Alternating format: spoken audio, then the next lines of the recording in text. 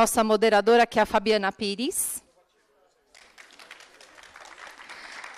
Vai cuidar dos nossos painelistas aqui hoje.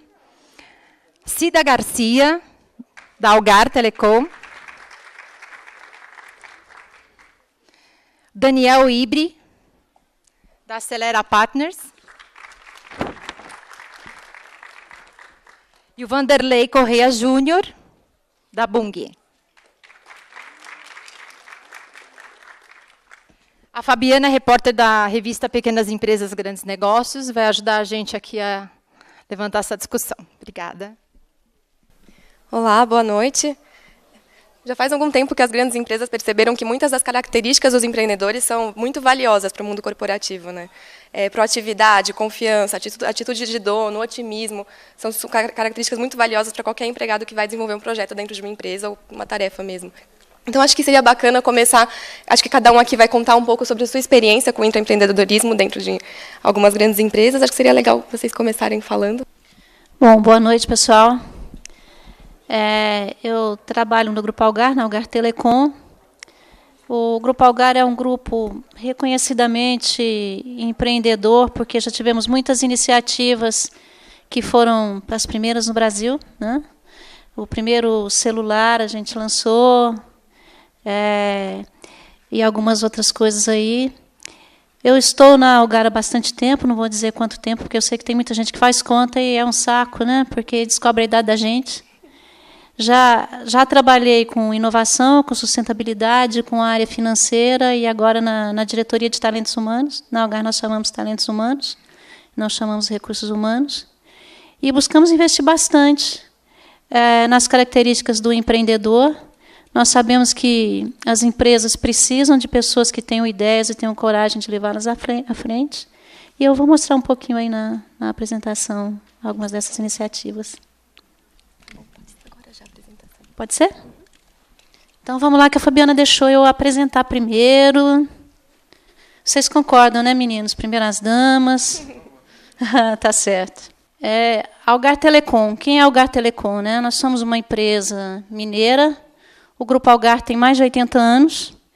A Telecom é uma empresa que sempre foi uma empresa de telecomunicações privada, mesmo quando nós tínhamos o mercado todo aí público.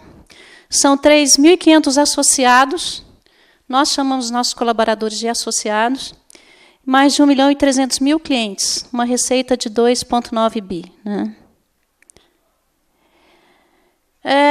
A gente está na casa do cliente, nós estamos na empresa do cliente, nós estamos na vida das pessoas, porque nós fornecemos celular, internet, TV por assinatura, e vários outros serviços ligados ao mundo de TI, de telecomunicações.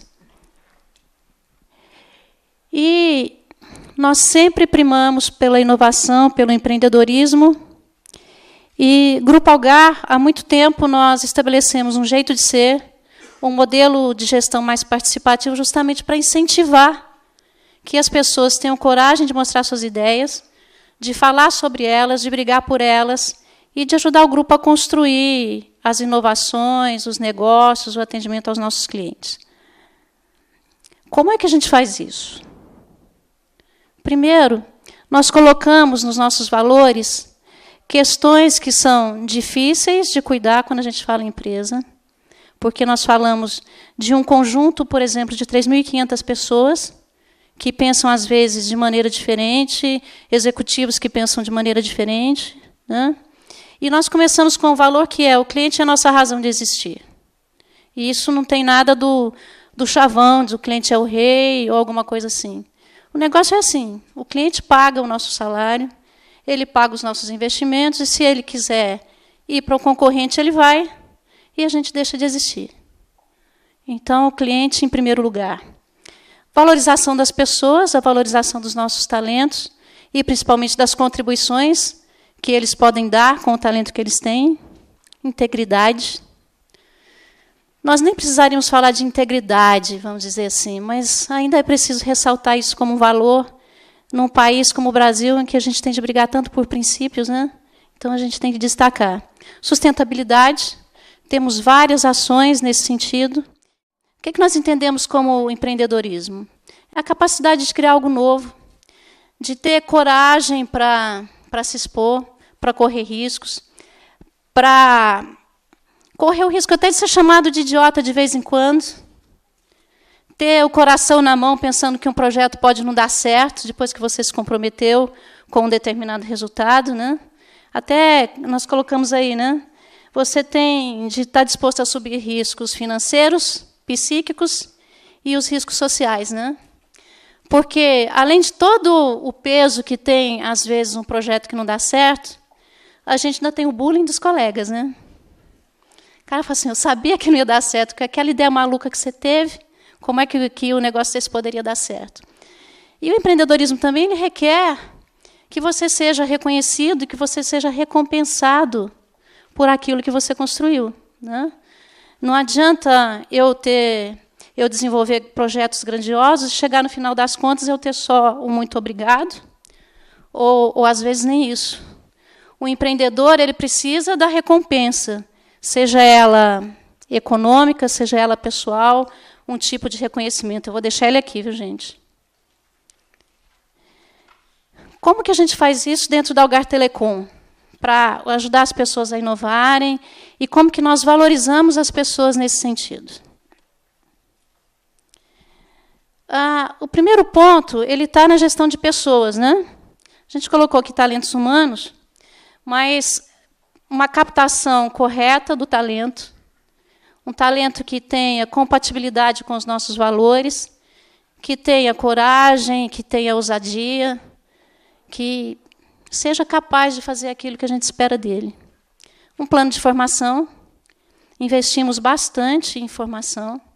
Muitas vezes temos trazido do mercado pessoas que não estão tecnicamente preparadas, mas pessoas que têm as características e as habilidades que a gente precisa para dar formação. Esse ano nós vamos investir cerca de 7 milhões de reais na formação dos nossos 3.500 associados. Então, é uma grana significativa. E uma gestão de performance adequada. O que é uma gestão de performance adequada? Nós temos um modelo de avaliação de performance. Nós primamos pelo feedback, principalmente as pessoas mais jovens, né? A gente que é um pouquinho mais amadurecido, a gente tem uma certa aversão a feedback. Mas a turma mais jovem, eles querem feedback todo dia. E existe... Está rindo, mas é. E a gente tem até conflito da liderança, você já viu? Aquele líder aí com seus 50 anos. Estou falando assim, mas eu não estou falando mal de ninguém, não, viu, gente? Que aí chega o molequinho lá e fala assim, como é que eu estou hoje? Aí você fala. Aí, não, tá bem. Aí ele chega muito também, como é que eu estou hoje? Você fala, gente, será que esse menino não... Mas tem um conflito aí.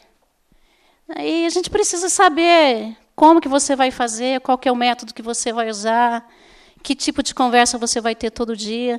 Esse é um desafio que a gente tem, e que a gente tem diversas formas de fazer isso dentro da Telecom, por meios formais e por meios informais. Então, a gente tem avaliação 360, 380, nós fazemos avaliação coletiva, que é uma coisa interessante, reunir todo o time para conversar sobre o perfil daquele time, discutir quais são as alavancas que esse time tem, quais são os desafios que ele tem a desenvolver. Então, a gestão de pessoas é essencial para a gente garantir a capacidade de empreender. E trabalhar a cultura. Não adianta eu trazer gente corajosa e empreendedora se a empresa não der a oportunidade das pessoas se manifestarem, das ideias delas serem avaliadas, porque a pessoa não vai se engajar, a pessoa vai desistir depois da segunda tentativa. Então, a liderança tem de ser aberta, tem de ser uma liderança próxima, e a gente precisa ter várias formas de fomentar as ideias e de garantir que aquelas ideias que são selecionadas e que são relevantes para o negócio sejam executadas. Aqui eu vou dar o exemplo de algumas ações que nós fizemos. Só para resgatar um pouquinho de história, na Telecom e no Grupo Algar, nós começamos o primeiro projeto de inovação em 2002. Foi um programa chamado PGI, que era um programa de gestão de ideias, e era uma ideia bem simples. Era um sistema na nossa intranet, onde as pessoas punham as ideias, endereçavam para alguém, e esse alguém tinha de dizer se a ideia era boa, era ruim, ou se ele ia estacionar as ideias. E aí a turma começou a botar as ideias. E, de repente, se descobriu que tinha um monte de ideia no estacionamento. E quem descobriu isso foi o presidente do conselho. A gente tem um presidente do conselho bem ativo, ele vai fazer 80 anos agora em maio. E ele é um defensor das questões de inovação. Então, ele conseguiu visualizar com a senha dele todas as ideias que estavam estacionadas. E ele foi o principal estímulo que todos os executivos que tinham ideias estacionadas tiveram para poder dar um encaminhamento para as ideias. Porque ele pegava o telefone e dizia, Cida, você está com 10 ideias no seu estacionamento. O que está acontecendo? Que isso está parado na sua mão e isso não andou. Depois de ligar para o quarto executivo, a gente não precisa dizer o que aconteceu no comportamento de todos. Era assim, não, vamos avaliar logo e vamos tocar as ideias para frente, porque o doutor Luiz está olhando. E aí a coisa rolou. Acho que são histórias que acho que você nem conheceu aí, né, Renato? E a gente começou a bonificar por essas ideias. Então, não é nenhum valor pesado, mas assim, olha, sua ideia é boa, R$50 pela ideia. Daí para frente, eu vou mostrar como é que a gente faz. O que a evolução trouxe? Trouxe um programa de gestão de projetos, trouxe uma feira de inovação, que a gente faz todo ano, onde os principais projetos são apresentados. E, recentemente, em 2013, nós criamos o nosso Innovation Management Office e colocamos um executivo para representar ou materializar a questão da inovação na empresa. É o Rodolfo, ele está num outro evento aqui, mas toda vez que o Rodolfo passa, o pessoal fala lá o cara da inovação, ali o cara da inovação. E aí a gente cria um contexto. E o papel dele é fomentar essas ações, nos provocar nesse sentido. Nós fazemos alguns eventos. Então, temos o Dia da Inovação, que é 19 de outubro. Rodolfo acabou de me contar que acabei de aprender, hein, gente. O Dia da Inovação, 19 de outubro, foi um dia, em 1901, que o Santos Dumont deu uma volta no avião lá em Paris. E isso, para comemorar, se cravou como Dia da Inovação. Acabei de aprender, estou passando para vocês do jeito que eu aprendi. Então, comemoramos o Dia da Inovação, trazemos o tema com uma relevância forte e fazemos eventos. Eu trouxe aqui umas fotos do Pitch Fight, que a gente fez o ano passado. Foram cerca de 700 participações. Chegamos a ter, acho que... Você lembra quantas ideias? Renato, não, né? Mas selecionamos 10 ideias. Tivemos uma participação ativa da comunidade da Algar Telecom, porque as ideias eram votadas na intranet, tivemos 22 mil participações em votação no período de uma semana, então foi um movimento muito interessante. Aí também os hackathons, Startup Weekend, que foi uma parceria com a Prefeitura de Uberlândia, tudo para resolver desafios, para criar alternativas para nos ajudar a trabalhar com os nossos clientes e a inovar nos nossos negócios. E aí, já estou acabando, não fica olhando não, Fabiana. Eu vou deixar um recadinho aí e fico à disposição na hora do debate para perguntas, que inovação é um objeto que deve ser acessível a todas as pessoas na organização e nas comunidades. Então, a inovação não está em uma área, ela está no potencial de cada pessoa. E no potencial de cada pessoa para criar, para romper barreiras e para criar algo novo. E para isso, é por isso que a gente precisa incentivar. A gente precisa ter abertura para ouvir as ideias, para tirar as nossas premissas das ideias, porque muitas vezes a barreira que nós colocamos é uma barreira até para nos proteger, e a gente tem de refletir muito sobre isso, e tem de dar o gás na turma para que a turma realmente possa criar, possa fazer acontecer, possa fazer a diferença dentro da organização. Claro que nunca vai ser 100% da organização com contribuições espetaculares, Mas se você tiver 10% com contribuições espetaculares e as outras pessoas com as contribuições dentro do dia a dia delas, você consegue fazer uma organização imbatível. Tá bom? Obrigada, pessoal. Obrigada, Cida. Fica uma dúvida. A pitch fight que vocês fizeram era entre os funcionários ou outros empreendedores podiam participar? Não, foi entre os associados. Foi até interessante, porque a Algar ela é uma empresa que a gente preza muito pelo relacionamento. E uma das ações empreendedoras que a turma teve de fazer, porque tem de montar o ringue, né? Tem até um ringue montado lá embaixo agora, né? Agora não está aqui mais, que o pessoal está lá com luva de boxe, tudo, na realidade ninguém vai bater em ninguém, mas é uma disputa de ideias, as ideias são colocadas publicamente. Olha a riqueza desse negócio. Eu tenho de ser capaz de levar a minha ideia a público, estudá-la e defendê-la diante de uma outra pessoa que tem uma outra ideia, para as pessoas poderem escolher uma. Mas essa história de montar um ringue foi uma história meio dramática, porque uma empresa que preza por relacionamento achou essa história de ringue meio estranha. E, como o empreendedor tem de correr riscos, o pessoal montou esse ringue na madrugada. Não tinham autorização para montar, tinha sido contraindicado. Foram lá na madrugada, montaram, e quando a turma chegou no outro dia, às 8 da manhã, estava tudo montado, e não tinha como fazer mais nada, porque o pessoal entrava. Né? Então, às vezes, é preciso coragem. Então, é uma guerra de ideias, muito interessante. Muito bom, Cida. Daniel? Boa noite, todo mundo. É um prazer estar aqui, Ana, obrigado pelo convite. Segunda vez aqui, um evento fantástico, uma virada. Obrigado pela presença de todo mundo, né? Sábado à noite, não é muito fácil, então espero que seja todo mundo animado. Bom, meu nome é Daniel, sou diretor de operações e fusões e aquisições da Acelera Partners. Minha ideia é contar um pouco para vocês o que a gente está fazendo, aí não tenho nenhuma apresentação específica, mas contar um pouco o que a gente está fazendo e como é que a minha visão do que as organizações estão fazendo em termos de empreendedorismo. A Acelera Partners é uma iniciativa que nasceu no passado e ela é uma holding de investimentos em startups um pouquinho mais maduras, né, num gap que a gente vê muito no mercado brasileiro, que é aquela startup que saiu de uma aceleradora ou que já deixou de ser uma ideia inicial, mas que precisa aí de um empurrão um pouquinho mais forte em termos de capital e conhecimento e gestão para poder chegar num fundo de capital de risco um pouquinho mais maduro.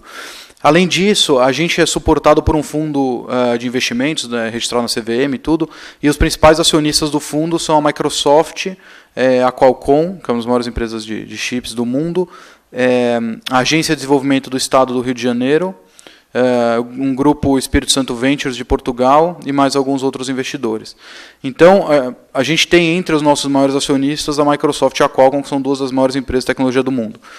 E aí é interessante um pouco refletir por que duas empresas que já são de tecnologia, já têm no seu DNA inovação, né, dentro do seu core business, tem laboratórios de pesquisa, tem equipes de research globais no mundo inteiro, por que esses caras estão investindo num fundo e numa equipe ou numa estrutura que está tentando mexer no mercado de empreendedorismo no Brasil?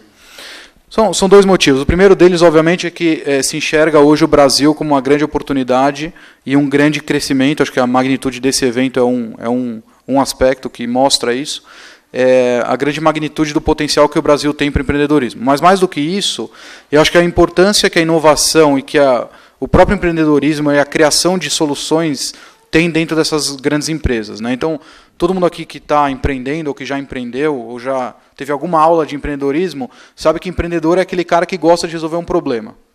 E a gente sabe que o empreendedor bom, o empreendedor que vai ganhar dinheiro, é aquele que resolve um problema que dói muito e que é grande, né? O problema que é o problema dele e da mãe dele, de mais ninguém não resolve, porque ele não é uma dor pequena, e o problema do bairro dele também não resolve, porque ele precisa de um problema, no mínimo, nacional, global. E esses caras que são empreendedores, que estão pensando, como ela falou, o cara que vai lá de madrugada montar o ringue, né? Então, esse cara que não tem essa barreira, que não tem esse limite, que pode realmente buscar uma disrupção dentro de uma indústria já consolidada, é o tipo de inovação que as empresas hoje estão buscando. E esse é o aspecto mais importante. Acho que várias empresas grandes já perceberam que dentro da esfera corporativa das grandes empresas, onde você tem hierarquias, cargos e uma série de governança e reports e aquela coisa toda, é praticamente impossível você gerar uma inovação disruptiva. Porque até chegar no cara que aprova, alguém já fez melhor. Né? E você não tem, às vezes, muitas pessoas que estão sendo... você tem incentivos, é difícil a gente ver uma empresa, por exemplo, como ela contou aqui da Algar, que tem incentivos para isso. Né? Normalmente a empresa incentiva a inovação, mas, na verdade, o bônus das pessoas, né, e a promoção está atrelada em outra meta. O cara não vai inovar, porque ele quer crescer na carreira. Né? Então, é muito difícil você alinhar o corporativismo da empresa que precisa dar lucro, precisa reportar para o acionista, a ação precisa subir na bolsa, junto com a inovação e com aquela pessoa que não pode ter limites e não pode responder dentro de uma hierarquia muito forte. Então, as empresas acho que estão percebendo isso cada vez mais no Brasil, acho que nos Estados Unidos já é uma tendência faz tempo, e é um movimento muito interessante. Você pode ver recentemente empresas como o Bradesco, por exemplo, que criaram um programa de startups dentro de casa, junto com consultores, com professores, etc. Você pode ver iniciativas super grandes sendo patrocinadas por grandes empresas. Você pode ver empresas como a Embraer, por exemplo, que montaram uma área de investimentos e de ventures. Então, esses caras estão realmente alocando tempo e dinheiro para criar outras soluções.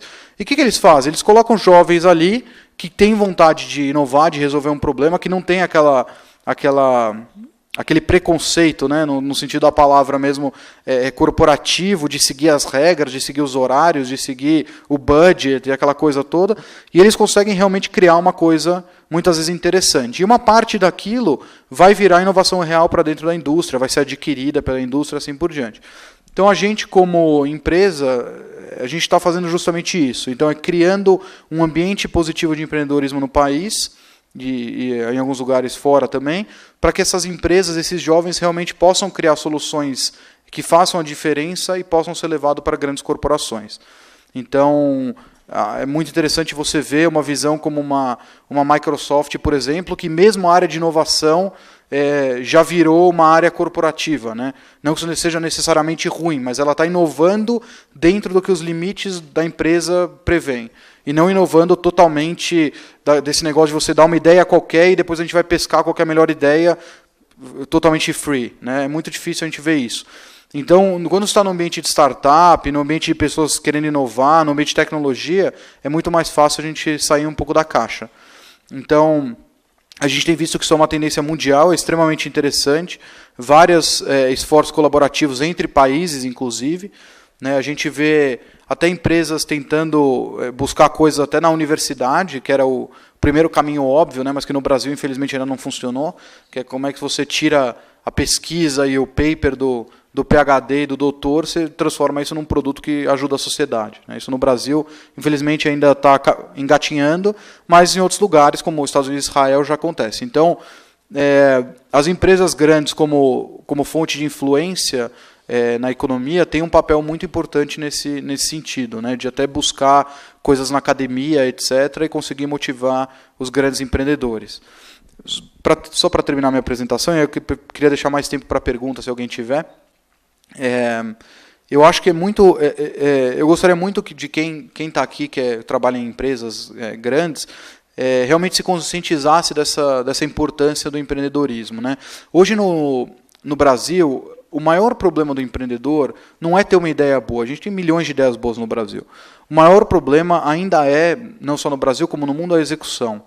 E o grande problema da execução do empreendedor, para quem aqui é empreendedor sabe do que eu vou falar, é você conseguir os primeiros clientes. Então, você ter uma ideia boa é legal, vale muito pouco. Você ter uma excelente execução, vale muito. Você ter alguém que paga por aquilo, isso vale dinheiro. Isso vale reputação, vale o futuro daquela startup.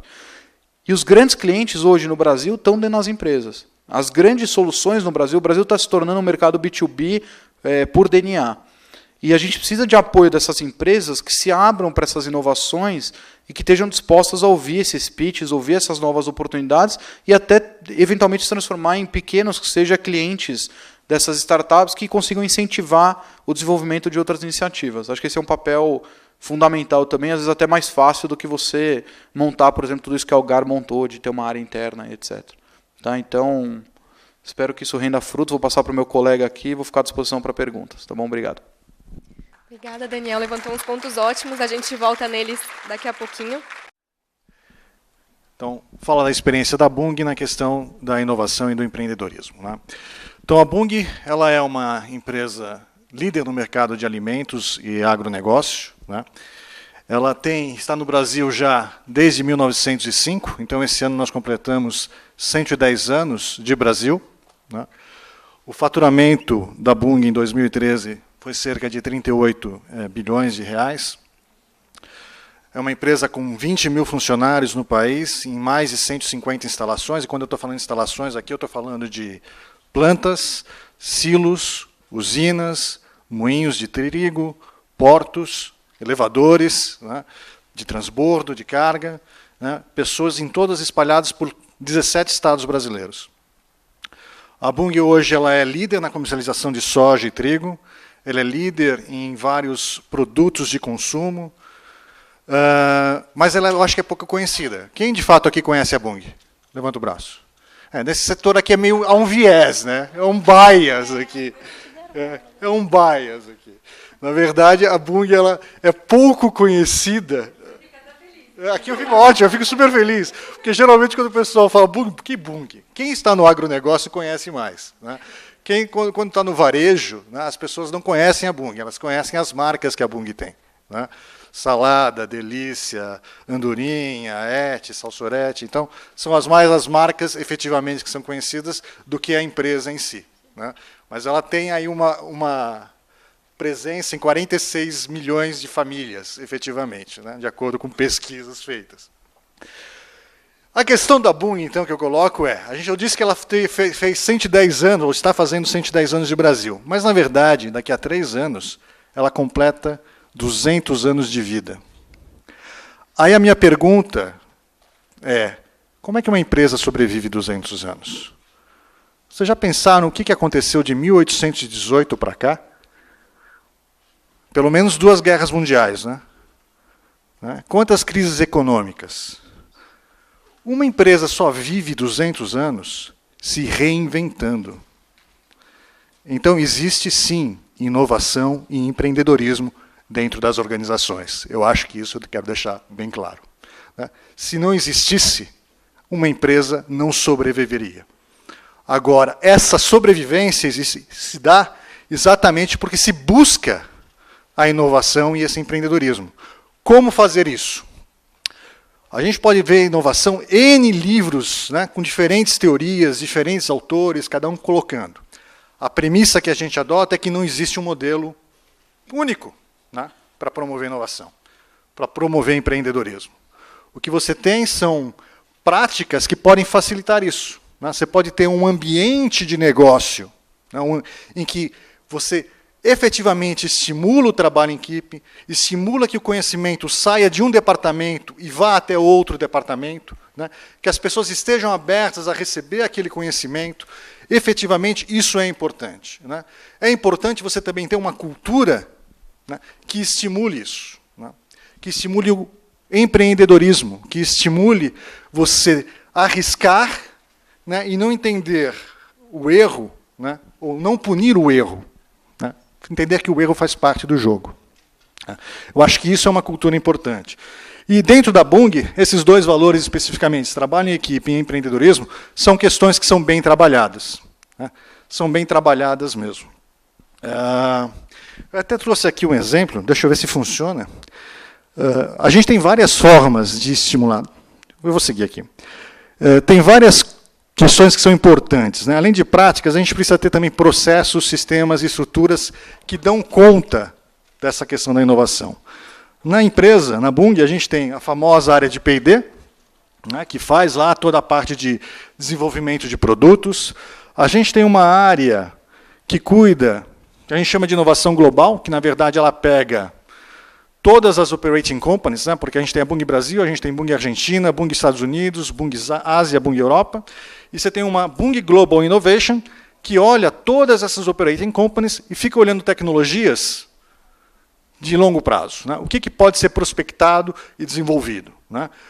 Eu acho que o exemplo mais recente, que já é público, que foi colocado, foi uma joint venture que a Bunge fez com uma empresa chamada Solazyme, em que a gente está desenvolvendo juntos uma alga que pega o etanol e transforma o etanol em óleo vegetal. Né? E, ao fazer isso, para a Bunge é interessante, porque são duas business units em que a Bunge está. Né? A parte de óleo vegetal e a parte de açúcar. Né? Então, você está unindo os dois business units. E você tem N aplicações para isso. Então, você tem esse lado que olha tecnologias de longo prazo, e você tem uma área que foca mais na parte de produtividade, qualidade, segurança, meio ambiente, né? Que traz mais aquela inovação que é incremental, né?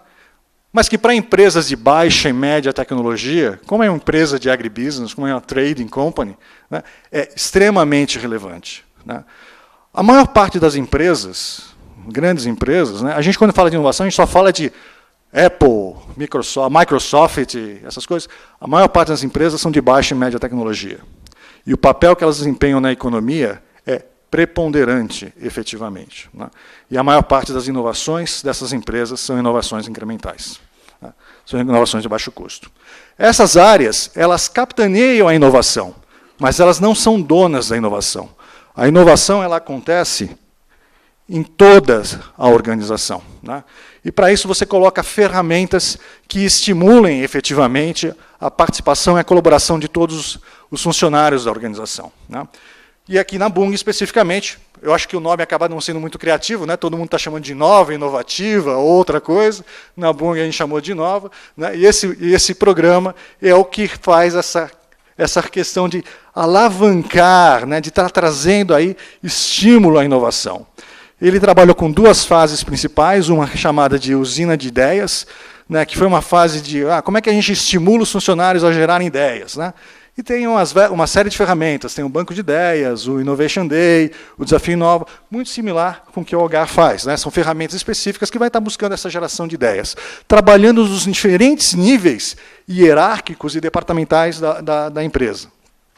E você tem uma outra parte que é, você recebeu todas essas ideias, você tem que processar essas ideias de uma forma adequada, porque, como foi colocado, mais difícil do que gerar é executar. Então, você tem que fazer a coisa realmente fluir por um funil aí de inovação, que é pelo seu escritório de projetos. Né? Então, basicamente, em termos de ferramenta, né, não vou me alongar, são Banco de Ideias, Desafio Inova, Innovation Day, e a parte de escritório de projetos.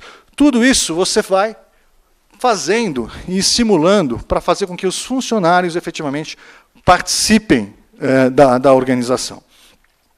O processo, por exemplo, do Banco de Ideias, ele foi iniciado em 2007, aqui estão o resultado, basicamente, dos últimos 6 anos. Você gera uma média de 4.000 ideias por ano, né? Tem uma implementação significativa, né? E o retorno financeiro mensurado disso daí. Hoje a Bunge já recebeu mais de 35.000 ideias, mais de 10% dessas ideias foram implementadas, o que é muito bom, né? 10%. A maior parte dessas ideias não tem retorno financeiro, né? São ideias que podem até melhorar o ambiente, podem melhorar a segurança da organização, né? Mas existem algumas que são poderosas, né? Que efetivamente trazem resultado financeiro, né? E aí estão contabilizadas para a organização. Né?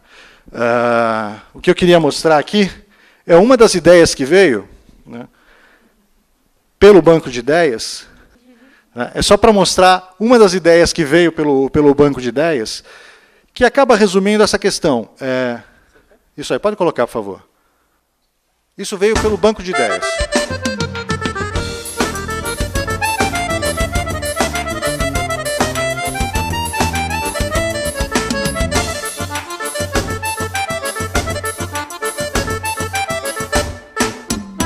A Bunge Alimentos faz a diferença, a Bunge Alimentos faz a diferença.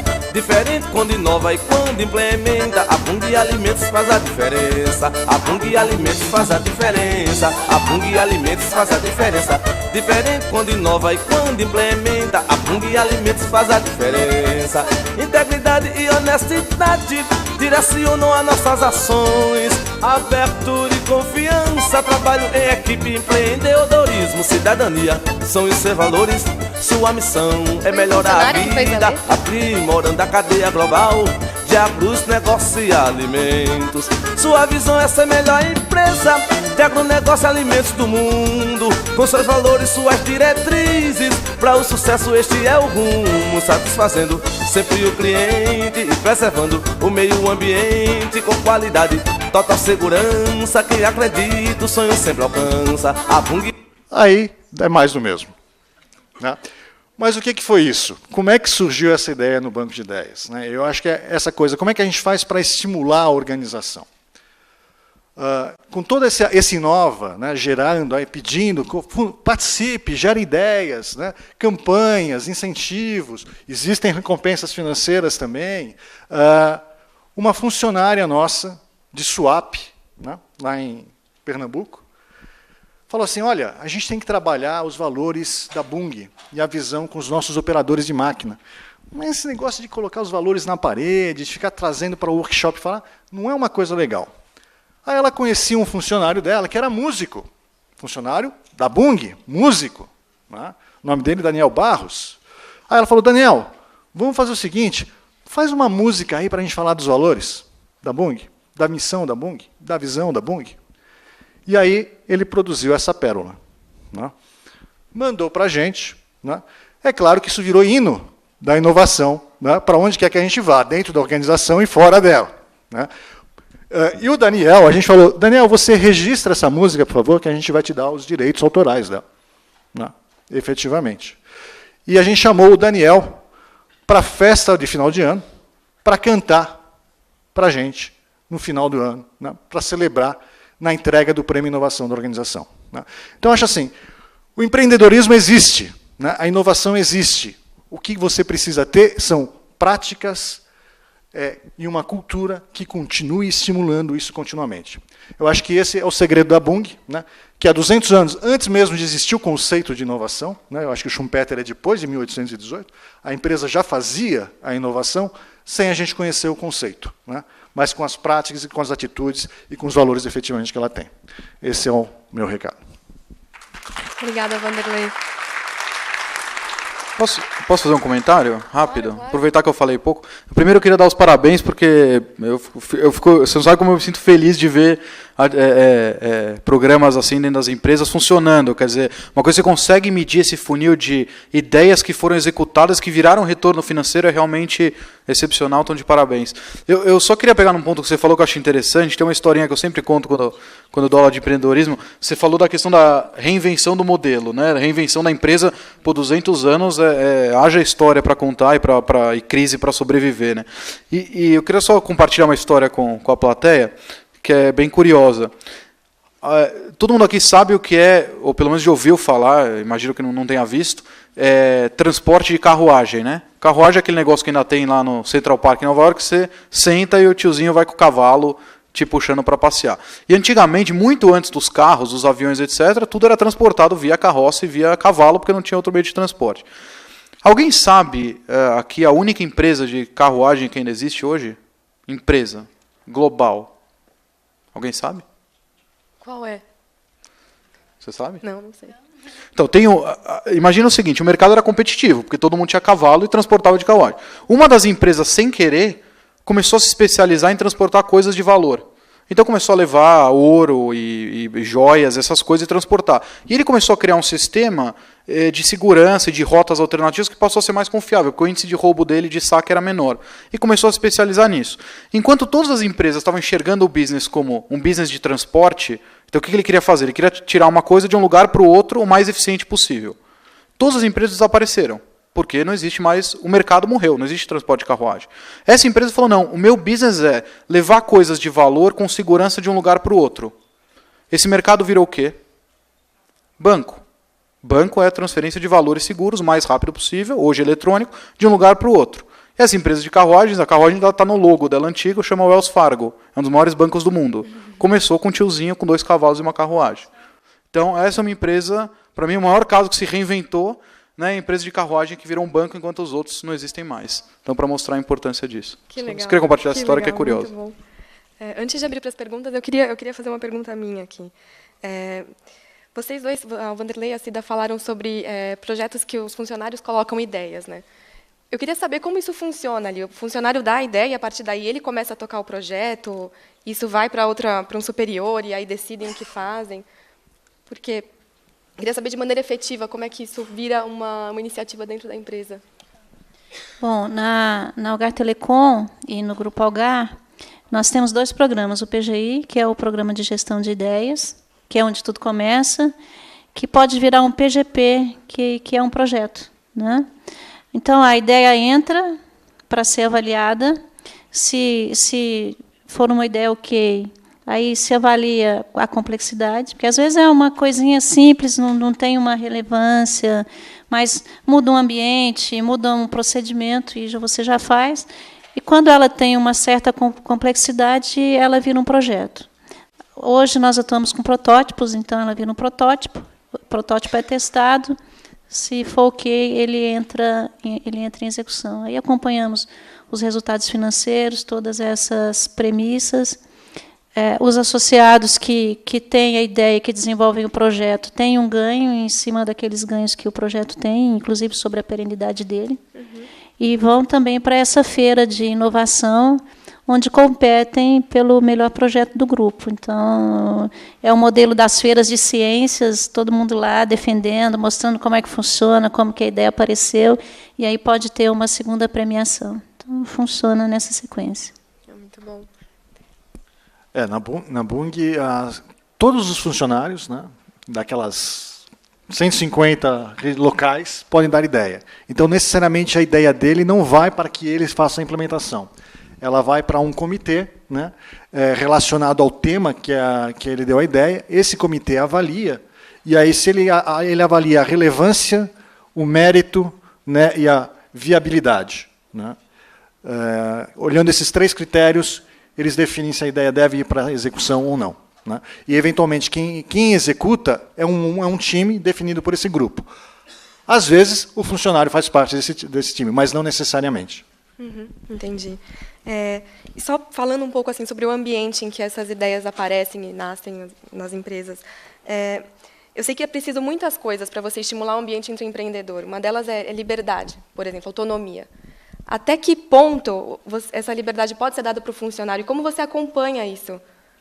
Já que você está falando de uma empresa que tem diversas hierarquias, e acho que essa pergunta pode ser para os 3. Eu acho que assim, talvez eu passei muito rápido na apresentação, mas a nossa definição de empreendedorismo é exatamente você dar a autonomia, ou a gente aprecia a iniciativa individual das pessoas em proporem ações de melhoria, ações que possam agregar para a empresa. Então, a gente está aberto para ouvir isso, né, efetivamente. Né. Entendi. Uma coisa que a gente tem visto muito que a primeira coisa que ele falou, quer dizer, a empresa precisa se mostrar realmente, de verdade, aberta a ouvir coisas novas, e a gente vê também que um compromisso dos gestores mais seniors, quer dizer, diretoria, CEO, board, às vezes, no caso dela, é fundamental. Se isso não tem uma compra interna, e se realmente o presidente ou o diretor, que é aquele cara que está todo mundo mirando, não mostra que aquilo é importante, é muito difícil. Né? Então, isso precisa, normalmente, vir de cima para baixo e baixo para cima também. Entendi. Verdade.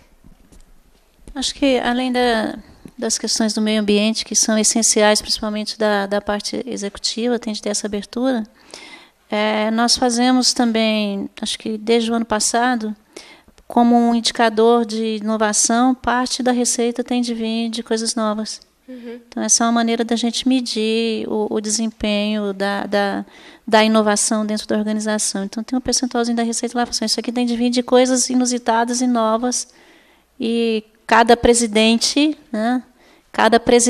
tem essa meta no bônus dele. Então, ele vai ajudar e vai facilitar bastante, porque senão ele não entrega. Entendi.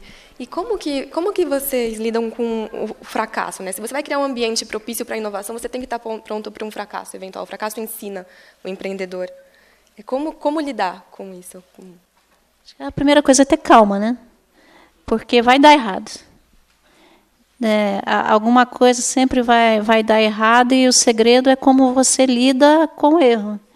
Se você destruir a pessoa ou aquele grupo de trabalho, você não vai ter mais ninguém com capacidade para para executar. Então, as empresas têm de ter isso em mente e entender a ação e entender o que foi objeto, assim, qual que foi o intuito. O intuito foi positivo, não houve má fé, não houve nada. Então, você tem de corrigir o curso e continuar. Por isso que você tem de fazer uma gestão bem acirrada, principalmente quando o assunto é muito novo, para poder monitorar e não deixar a coisa degringolar, né? Vai muito da gestão, né? A boa ideia, ela tem de ser executada com maestria, senão não funciona. Tá? Eu acho que tem a ver com o gerenciamento do risco, né? Na verdade, quando você tem um projeto, você avalia aquele risco do projeto, né? É um risco calculado. E, ao ser calculado, você sabe que ele pode não dar certo, né? Então, ao saber que não dá certo, né, que existe essa possibilidade, você tem que entendê-lo como natural. Bom, do ponto de vista das startups, a gente sabe também que muito mais da metade morre ainda no primeiro ano de vida, né? Então, o grande ponto é você entender exatamente o que falhou, aprender com aquilo e continuar. Acho que errar, ou perder, ou quebrar, falando de startup, faz parte do ambiente de empreendedorismo no mundo inteiro. E acho que o grande ponto é você não punir o erro, e é você aprender com ele. Então, o Brasil ainda tem essa cultura muito de punir aquele que não dá certo, principalmente no ambiente de startup, aquele cara que tentou e não deu certo, ele é mal visto, enquanto que às vezes nos Estados Unidos um cara que errou a primeira vez, ele foi para a segunda, foi para a terceira, a gente sabe que na terceira, na quarta, na quinta ele vai dar certo, porque ele está aprendendo, evoluindo com o erro. Então ele é um cara visto como mais maduro e não fracassado, e é essa cultura que a gente precisa mudar no Brasil também. Entendi, muito bom. A gente agora vai abrir para perguntas, não sei se alguém tem aí alguma.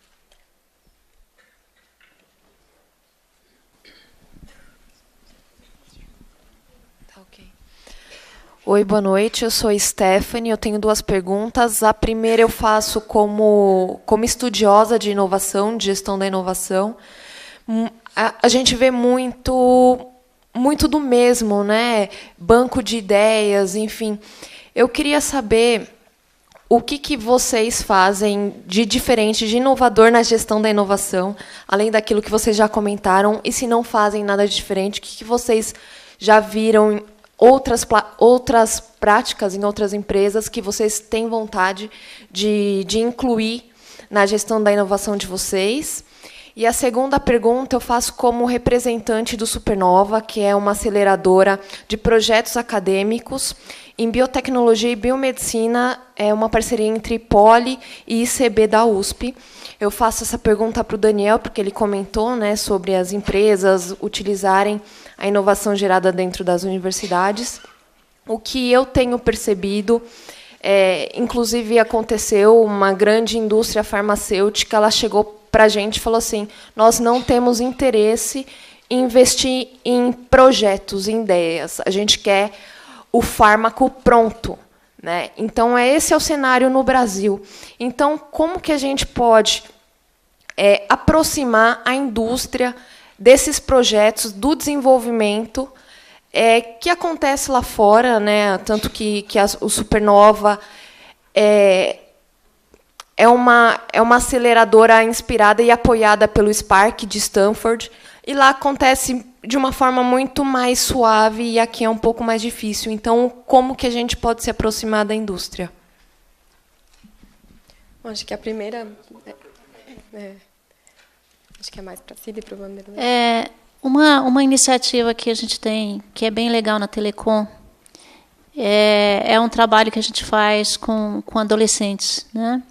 Aí, garotos mesmo, a partir dos 16 anos, são aquelas excelências em inteligência que a gente vai nas escolas, selecionamos aí por meio de maratonas, e trouxemos esses garotos já há algum tempo para dentro da Telecom, para estudar principalmente os nossos sistemas, os nossos modelos, e dar sugestões de mudança, né? São pequenos gênios que vão lá e começam a dar alternativas, a desenhar novos programas, a desenhar novos processos.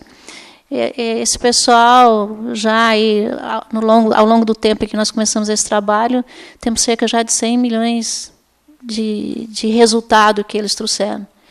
E são pessoas de comunidades carentes, que talvez não tivessem oportunidade se a gente não conseguisse olhar. No mais, o que a gente faz é realmente nessa linha do banco de ideias, do incentivo, da criatividade, da formação de todos os nossos associados em metodologias de inovação para ver o que sai de tudo isso. Mas eu gosto muito de falar dessa iniciativa com os adolescentes, porque ela é um negócio diferenciado. Só respondendo, eu acho assim, eu não sei se a gente faz alguma coisa diferente do que os outros fazem. Talvez seja mais do mesmo. Tá? Agora, eu estava pensando, se eu fizesse alguma coisa muito diferente, que fosse realmente o pulo do gato, eu falaria aqui agora para você?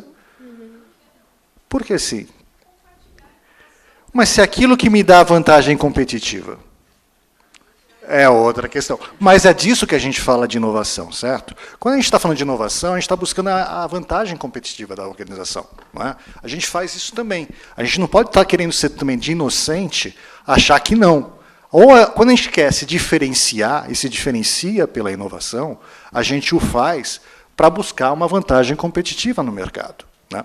Então, assim, hoje eu, como Bung, eu faço mais do mesmo. Né? Não sei se tem uma outra coisa que eu faça que é diferente. Tem outras ferramentas, né, que eu vi outras empresas fazendo, que eu invejo, né, e que eu acho interessante. Tem uma, se não me engano, que é a Down, que ela fez uma universidade corporativa, em que ela colocou toda a cadeia de valor junto. Né? O fornecedor do fornecedor, eles, o cliente, para uma discussão de inovação, e em cima dali surgiram ideias interessantes. Eu acho que essa é uma ferramenta muito rica, bastante bacana, e que vai nessa linha de troca de conhecimento, de informação, e que daí você consegue ter alguma coisa nova. Né? Agora, eu só acho assim, você não pode pedir para que o outro te dê o segredo, né, da receita do bolo, né, quando não existe receita. Não, mas no nosso caso não tem, a gente está fazendo mais do mesmo. Bom, vou responder a segunda. A sua pergunta é excelente, é difícil para burro de responder aqui rápido, né? Eu vou 5 minutinhos. Assim, eu vou tentar menos para deixar alguém mais fazer pergunta. Mas seguinte, eu acho que realmente o Brasil tem essa dificuldade. Eu acho que você está corretíssima na sua afirmação. Eu acho que a gente tem tanto as empresas potenciais compradoras ou licenciadoras de tecnologia, como até investidores na outra ponta, estão sempre buscando no Brasil ainda um risco menor do que se busca lá fora. Significa pegar o negócio mais pronto possível, como você falou no seu exemplo. Então, o investidor que é uma empresa que já esteja com escritório, tenha funcionário, esteja faturando e assim por diante. Né? O comprador estratégico, aí, o seu laboratório no seu caso, que é uma droga que já esteja funcionando, etc. Isso dificulta muito o acesso da startup que está começando a esse cara, porque ele tem um gap no meio do caminho. O que não existe em outros lugares, onde o incentivo a essas pessoas e o nível de aceitação do risco é muito maior, como os Estados Unidos, por exemplo, só para pegar um que você falou de Stanford. O nosso projeto está tentando endereçar justamente esse gap.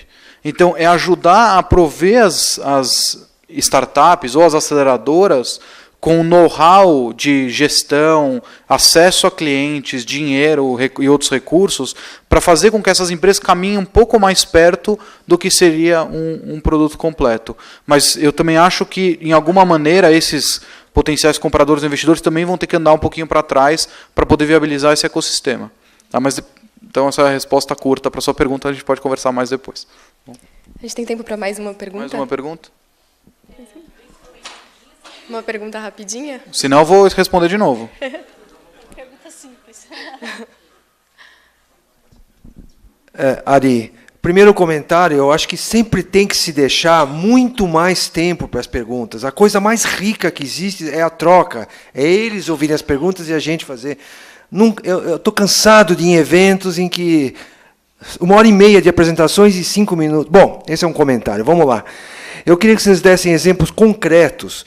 Quando um projeto é feito numa empresa, tipo Algar e tipo Bung, como que você desloca as equipes que, por exemplo, você aprovou um projeto, vários projetos. Bom, alguém vai implementar isso. Essa pessoa não está parada num canto da sala esperando aparecer um projeto. Ela está fazendo algum outro serviço. Como é que você desloca essas equipes do seu serviço cotidiano, que ela já está num trabalho, ela tem uma especialidade? Como que você faz esse deslocamento de pessoas para formar uma nova equipe que vai durante uma semana, um mês, 2, 3, tentar implementar esse novo projeto? Como é que é esse deslocamento na prática? Você sai, tira a pessoa ou você desloca de outras áreas? Como é que funciona isso na prática? Não é simples. Né? Não é simples. Na verdade, é muita negociação entre os gestores, né? Com o chefe do gestor, né? Para você buscar efetivamente as pessoas que podem estar tocando aquele projeto. É fato, existe a complexidade. A partir do momento que a ideia é vendida com força suficiente, né?